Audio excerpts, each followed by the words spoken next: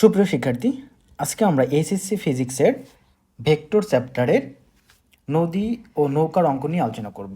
আশা করি তোমরা যদি এই ক্লাসটা পুরোপুরি মনোযোগ দিয়ে দেখো তাহলে তোমাদের নদী পারাপার সম্পর্কিত যত ধরনের সমস্যা আছে তোমরা সমাধান করতে পারবা। তো চলো ক্লাসটা শুরু করা যাক।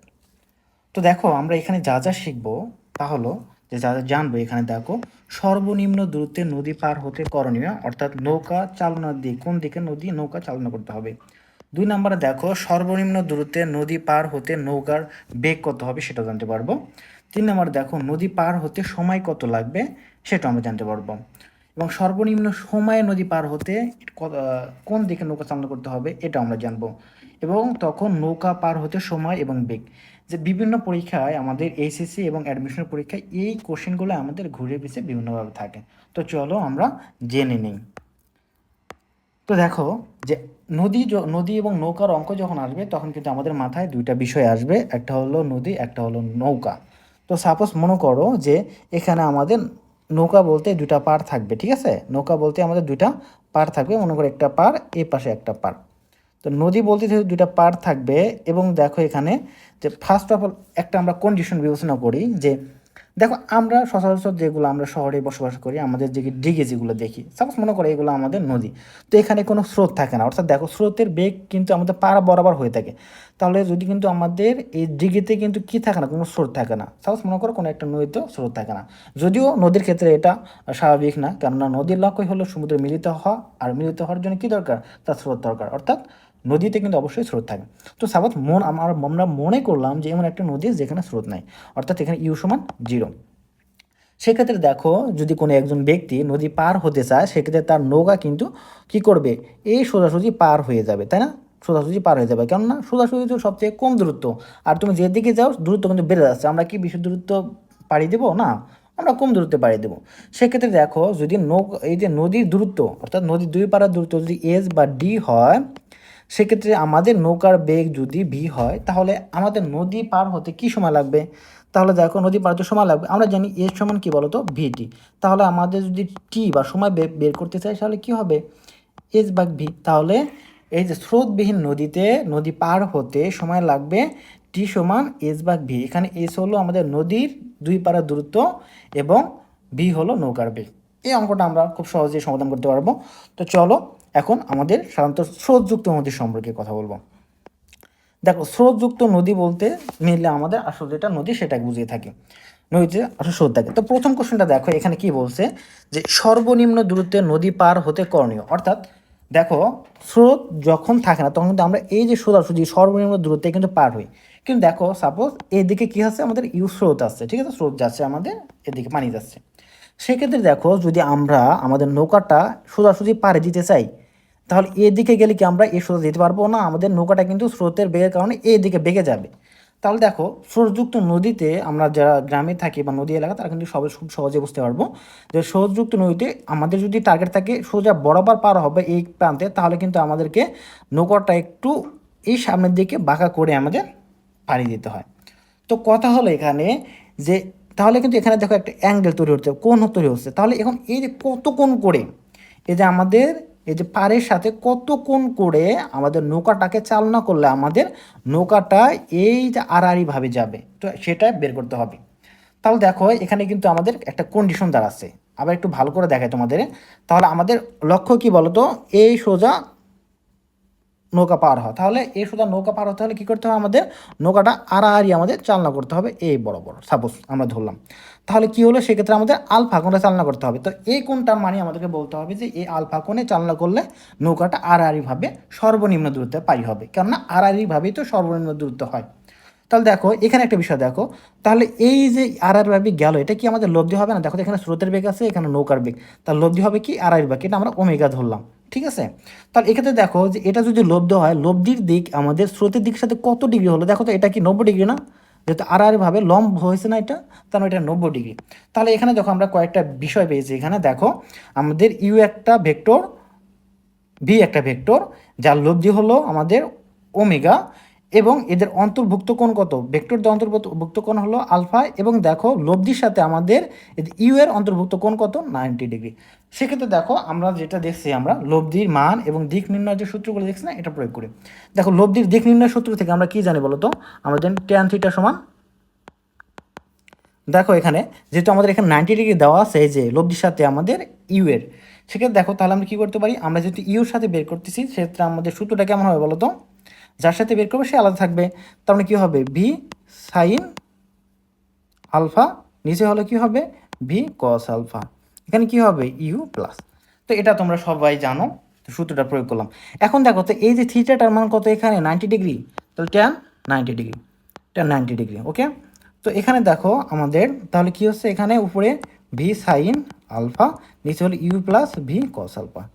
এখন দেখো ট্যান 90 ডিগ্রির মান তোমরা সবাই জানো, এটা হলো কি ইনফিনিটি, অর্থাৎ এখানে হবে কি হবে, তোমরা সবাই জানো এখানে যে এটা হবে 1/0, সমান কী হচ্ছে v sine alpha divided u plus v cos alpha. সেক্ষেত্রে কী হচ্ছে বলতো, আর গুণ করে তাহলে কী হচ্ছে u plus v cos alpha সমান 0 হয়ে যাচ্ছে, ঠিক আছে। তাহলে কী হচ্ছে এখানে তুমি ভি কস আলফা সমান ইউ লিখতে পারতেছো মাইনাস ইউ, অতএব কস আলফা সমান মাইনাস ইউ ভাগ ভি। তো এখান থেকে অনায়াসে কিন্তু তুমি আলফার মানটা বের করতে পারবা, কস ইনভার্স মাইনাস ইউ ভাগ ভি। তাহলে এটা হলো আলফার মান, অর্থাৎ এই নৌকাটাকে কোন দিকে, এই যে আলফার দিকে চালনা করলে আমাদের নৌকাটা আড়াআড়িভাবে অর্থাৎ সর্বনিম্ন দূরত্বে নৌকা পৌঁছিবে। আশা করি বুঝতে পারছো। তো এখন আমাদের পরবর্তী অঙ্কটায় আসি আমরা। পরবর্তী অঙ্কটা দেখো তাহলে এখানে কি হবে,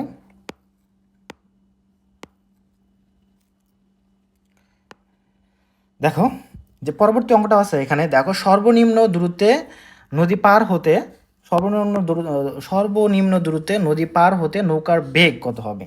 তাহলে দেখো আমরা সর্বনিম্ন দূরত্বে নদী পার হলাম, সেক্ষেত্রে আমাদের কী ছিল কন্ডিশন, দেখো তো আমাদেরকে আলফা কোণে নদী পার হতে হলো, তাই না, আলফা কোণ এখানে কত, আলফা কোণে পার হতে হলো। দেখো সেক্ষেত্রে তাহলে বলছি আমাদের বেগটা কত হবে, আমাদের যদি স্রোতের বেগ যদি ই হয়, নৌকার বেগ যদি ভি হয়, সেক্ষেত্রে আমাদের বেগটা কত হবে। তো এখানে দেখো একটা বিষয়, যে সাপোজ মনে করো এখানে আমরা এটা ইউ সমান দিলাম কত 6 আর ভি সমান দিলাম হলো 12, ঠিক আছে। তাহলে দেখো আলফা, তাহলে এক্ষেত্রে কিন্তু আমাদের আলফার মানটা হবে কিন্তু 120 ডিগ্রি, আমরা অলরেডি এমতে লিখে রাখলাম আর কি, 120 ডিগ্রি হবে, তোমরা করে দেখিও।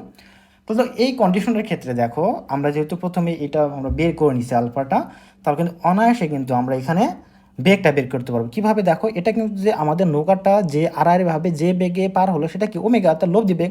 দেখো আমরা সামুদ্রিক সূত্র থেকে জানি, দেখো এখানে স্রোতের বেগ এবং হলো আমাদের নৌকার বেগের কিন্তু লব্ধি কিন্তু ওমেগা, আর এটা নিয়ে পার, সেক্ষেত্রে আমরা কিন্তু অনায়াসে বের করতে পারি কি বলতো, omega square equal to u square plus v square plus 2 u v cos alpha অন্তর্গত কোণ।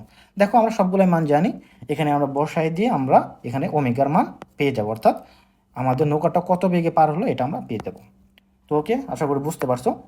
এখন দেখো পরবর্তীটা টপিকটা কি আছে এখানে,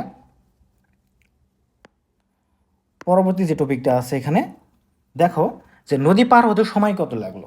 তাহলে দেখো এই ক্ষেত্রে বা যে কোনো ক্ষেত্রে মনে করো নদী পার হতে সময় কত লাগবে। তো সময়ের কিন্তু আমরা কীভাবে বের করতে, আমরা একটু দিলাম টি সমান কি বলতো, আমাদের এস দূরত্ব ভাগ ভি। তাহলে এক্ষেত্রে দেখো আমাদের দূরত্ব কি এস তো থাকবে, কিন্তু ভিটা কত হবে, ভিটা কিন্তু ওমেগা। তো এর সমান আমাদের আবার একটু লিখি যে আমাদের টি সমান এস ভাগ ভি।